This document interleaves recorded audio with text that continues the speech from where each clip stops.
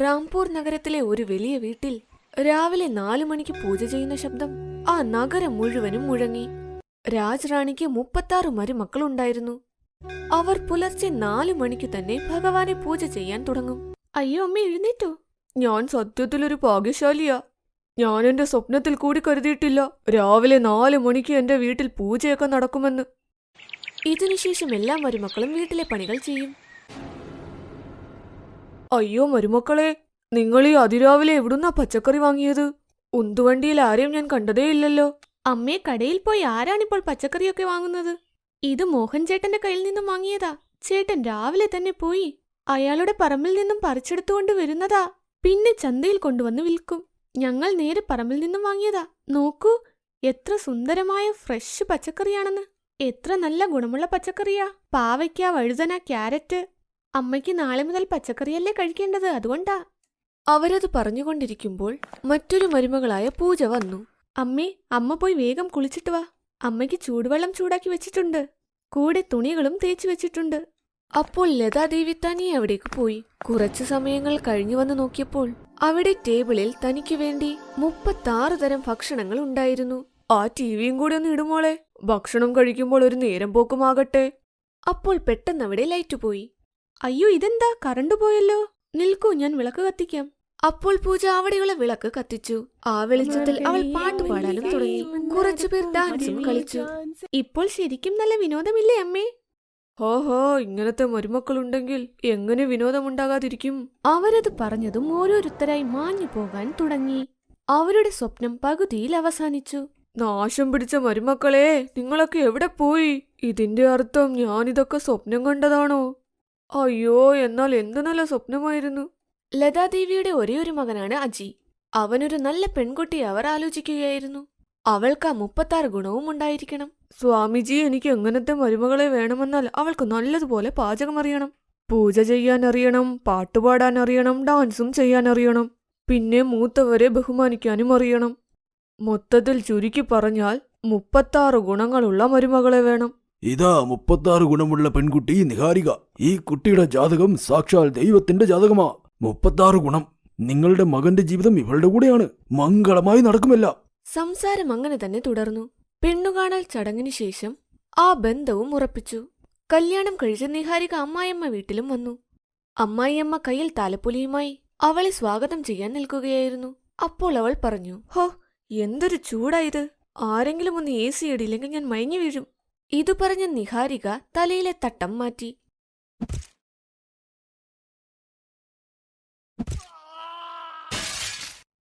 അയ്യോ, ആരോ അടിച്ചിട്ടു, എന്നെ അടിച്ചിട്ടു. സോറി അച്ഛാ, അബദ്ധത്തിൽ പറ്റിപ്പോയതാ. ആ, കുഴപ്പമില്ല, വാ. വന്ന് കുറച്ച് വിശ്രമിക്ക്, ക്ഷീണം കാണും.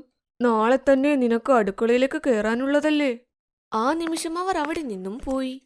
അടുത്ത ദിവസം രാവിലെ നിഹാരിക വെസ്റ്റേൺ ഡ്രസ്സും ധരിച്ച് വെളിയിൽ വന്നു. ഗുഡ് മോർണിംഗ് അമ്മേ, കോഫിയാണോ? ഇല്ല ഇല്ല മോളെ, ഞാൻ കോഫി കുടിക്കില്ല. എനിക്ക് ചായ തന്നാൽ മതി. ഞാൻ അമ്മയോട് ഉണ്ടാക്കി തരാനാ പറഞ്ഞത്. ഞാൻ എന്തിനാ ഉണ്ടാക്കുന്നത്? നീ ഉണ്ടാക്കാൻ പോകുമല്ലേ. നീ ഇപ്പോൾ മരുമകളല്ലേ. പക്ഷേ എനിക്ക് ഉണ്ടാക്കാൻ അറിയില്ലല്ലോ. അറിയില്ലെന്നോ? ദൈവമേ, ഇതെന്തൊരു ചതിയാ എന്നോട് ചെയ്തത്. 36 ഗുണം പോയിട്ട് ഇവളുടെ അടുത്ത് ഒരു ഗുണം പോലുമില്ല. ഇവൾക്ക് ചായ പോലും ഉണ്ടാക്കാൻ അറിയില്ലെങ്കിൽ പിന്നെ എങ്ങനെ ആഹാരം ഉണ്ടാക്കും? അപ്പോൾ ലത മരുമകളെ ചായ ഉണ്ടാക്കാൻ പഠിപ്പിച്ചു. ഇനി കുറച്ച് പഞ്ചസാര ഇട്. നിഹാരിക അതെടുത്ത് മുഴുവനായി ചായയിലേക്ക് കമഴ്ത്തി.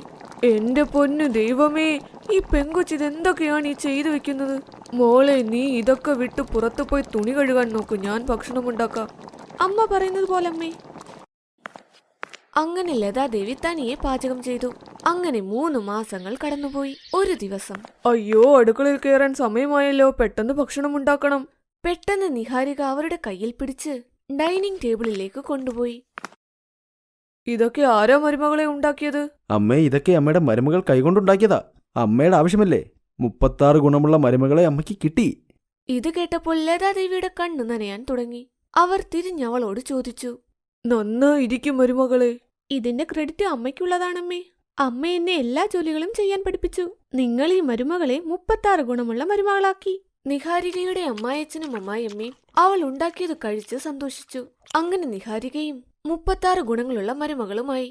അങ്ങനെ അവർ സന്തോഷത്തോടെ ജീവിച്ചു.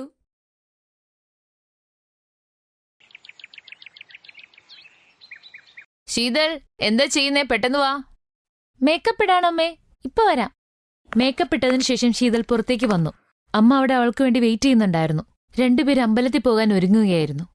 മേക്കപ്പ് ചെയ്യാൻ എത്ര സമയം മോളെ നീ എടുക്കുന്നേ? സമയം എടുക്കുമേ, അമ്മയ്ക്കത് മനസ്സിലാവില്ല. അതെ അതെ, എനിക്ക് വയസ്സായല്ലേ, പിന്നെ എങ്ങനെ മനസ്സിലാവാനാ? പക്ഷേ മോളെ, നീ വീട്ടുജോലികളും ഇടയ്ക്ക് ചെയ്തു പഠിക്കണം. നീ മറ്റൊരു വീട്ടിൽ ചെന്ന് എന്ത് ചെയ്യാനാ? അവിടെ ഞാൻ മേക്കപ്പ് ഇടുമേ, എന്നിട്ടൊരു ബ്യൂട്ടി പാർലർ തുടങ്ങും. അത് കൊള്ളാം. അപ്പൊ വീട്ടുജോലിയെല്ലാം ആര് ചെയ്യും? വേലക്കാരിയെ നിർത്തും. ബ്യൂട്ടി പാർലർ നടത്തി ഒരുപാട് പൈസ കിട്ടും. ഞാൻ നന്നായി മേക്കപ്പ് ചെയ്യുന്നുണ്ടല്ലോ. നിന്റെ അമ്മായിമ്മ അതിന് സമ്മതിച്ചില്ലെങ്കിൽ നീ എന്ത് ചെയ്യും? അമ്മായിമ്മേനെ മാറ്റും. നീയല്ലേ ആള്, അതും ചെയ്യാൻ അപ്പുറവും ചെയ്യും. വരും, ഇപ്പൊ തന്നെ ലേറ്റായി. ശീതളും അമ്മയും ക്ഷേത്രത്തിലേക്ക് പോയി. ആ ക്ഷേത്രത്തിലെ പൂജാരിക്ക് അവർ രണ്ടുപേരെ നന്നായി അറിയാമായിരുന്നു. മഞ്ജു സഹോദരി, നിങ്ങളുടെ മകള് വലുതായല്ലോ. നമുക്ക് ഇവളെ കല്യാണം കഴിപ്പിച്ച് വിടണ്ടേ?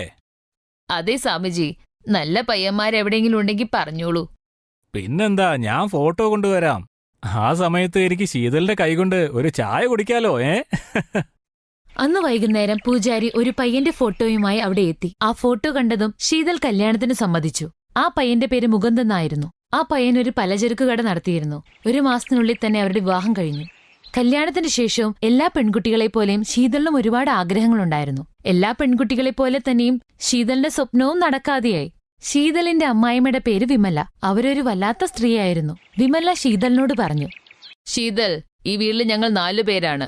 ഞാൻ, എന്റെ ഭർത്താവ്, എന്റെ മോനും എന്റെ മോളും. നിന്നെയും കൂട്ടി 5 പേര്. എല്ലാ ദിവസവും 5 പേർക്കും നല്ല ഭക്ഷണം ഉണ്ടാക്കണം. ഭക്ഷണോ? എനിക്കൊരു ഭക്ഷണം ഉണ്ടാക്കാൻ അറിയില്ല. എന്ത്, ഭക്ഷണമുണ്ടാക്കാൻ അറിയില്ലേ? എന്നാൽ ആ പൂജാരി പറഞ്ഞ് നല്ല കുട്ടിയെ നല്ല ഭക്ഷണമുണ്ടാക്കും എന്നൊക്കെയാണല്ലോ. അതെ അമ്മേ, ഞാൻ അങ്ങനെ തന്നെയാ. നല്ല കുടുംബത്തിലെയാ. പക്ഷെ എനിക്ക് ഭക്ഷണമുണ്ടാക്കാൻ അറിയില്ല. അയ്യോ, നിങ്ങളിത് കേട്ടില്ലേ? നിന്റെ ഭാര്യ വന്നപ്പോഴേ ഇങ്ങനെ പറയുന്നത് കേട്ടോ? ഇവൾക്ക് ഭക്ഷണം ഉണ്ടാക്കാനും അറിയില്ല. ആ പൂജാരി പറയണത് കേട്ട് വേറൊന്നും അന്വേഷിക്കാതെ പെട്ടെന്ന് തന്നെ കല്യാണം അങ്ങോട്ട് നടത്തി. പക്ഷെ ഇവര് നമ്മളെ നന്നായി പറ്റിച്ചു. നോക്കുമോനെ, നമ്മൾ കവളിപ്പിക്കപ്പെട്ടു. അയ്യോ അമ്മേ, നിങ്ങൾ എന്തൊക്കെയോ പറയുന്നേ? എനിക്ക് പാചകം ചെയ്യാൻ അറിയില്ലെന്നേ ഉള്ളൂ, വേറെ പലതും അറിയാം.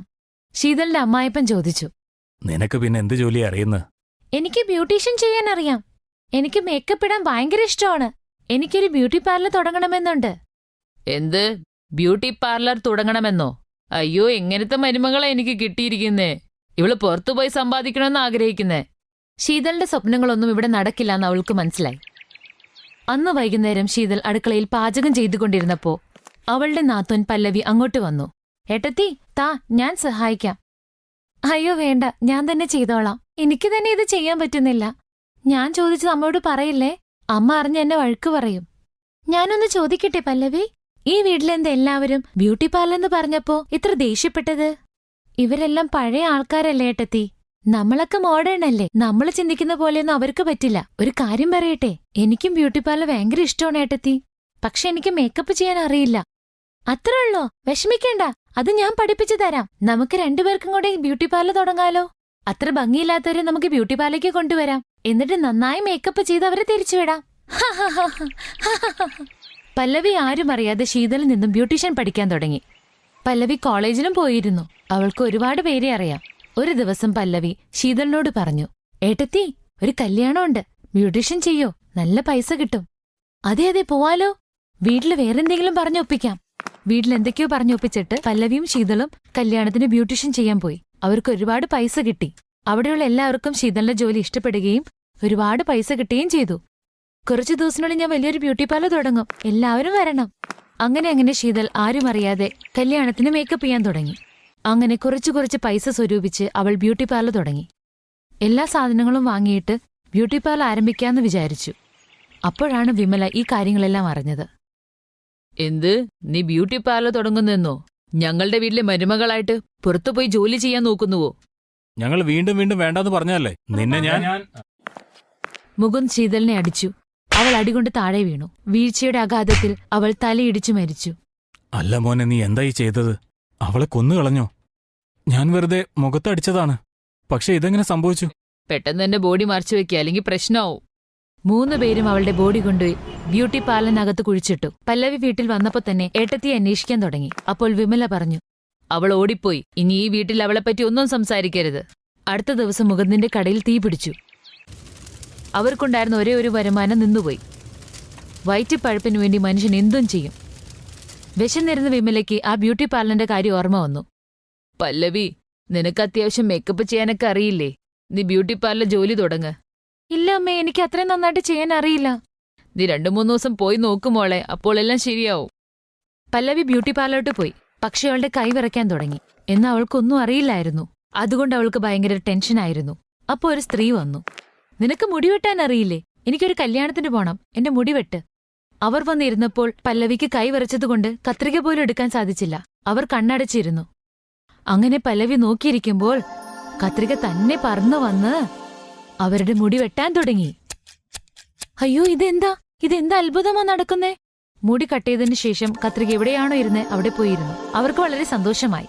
അല്ല, നീ നന്നായി മുടി വെട്ടിയല്ലോ, ഇതാ പൈസ. പൈസ കൊടുത്തിട്ട് അവർ പോയി. എന്നാൽ പല്ലവിക്ക് ഒന്നും തന്നെ മനസ്സിലായില്ല. പല്ലവി അത്ഭുതപ്പെട്ടു നിന്നു. അപ്പോൾ ശീതളിന്റെ ആത്മാവ് അവിടെ വന്നു. പല്ലവി, പേടിക്കണ്ട, അത് ഞാനാണ്. എനിക്ക് മനസ്സിലായി നീ നല്ല പേടിയിലാണെന്ന്. അതാ ഞാൻ നിന്നെ ഹെൽപ്പ് ചെയ്തത്. ഞാൻ ഈ ഭൂമിക്കടിയിലാണുള്ളത്. ശീതളിന്റെ ആത്മാവ് പല്ലവിയുടെ എല്ലാ കാര്യങ്ങളും പറഞ്ഞു. ഈ കൊലയ്ക്ക് പ്രതികാരം ചെയ്യാൻ പറഞ്ഞു. അങ്ങനെ പല്ലവി പോലീസിനെ വിളിച്ചു. വിമലയും ഭർത്താവിനെയും മകനെയും പോലീസ് അറസ്റ്റ് ചെയ്തു. അങ്ങനെ പല്ലവി ആ വീട്ടിൽ ഒറ്റയ്ക്കായി. അവൾ ബ്യൂട്ടി പാർലർ നടത്താൻ തുടങ്ങി. ശീതളിന്റെ ആത്മാവ് ആ ബ്യൂട്ടി പാർലറിൽ തന്നെ ഉണ്ടായിരുന്നു. കാരണം അത് അവളുടെ സ്വപ്നമായിരുന്നു. അങ്ങനെ അവൾ മാജിക്കിലൂടെ എല്ലാവരുടെയും മുടിയും കട്ട് ചെയ്യാൻ തുടങ്ങി. അങ്ങനെ പല്ലവി ഒരുപാട് സമ്പാദിക്കാൻ തുടങ്ങി. ശീതളാണെങ്കിൽ അവളുടെ ആഗ്രഹം സാധിച്ചതിന്റെ സന്തോഷത്തിലായിരുന്നു.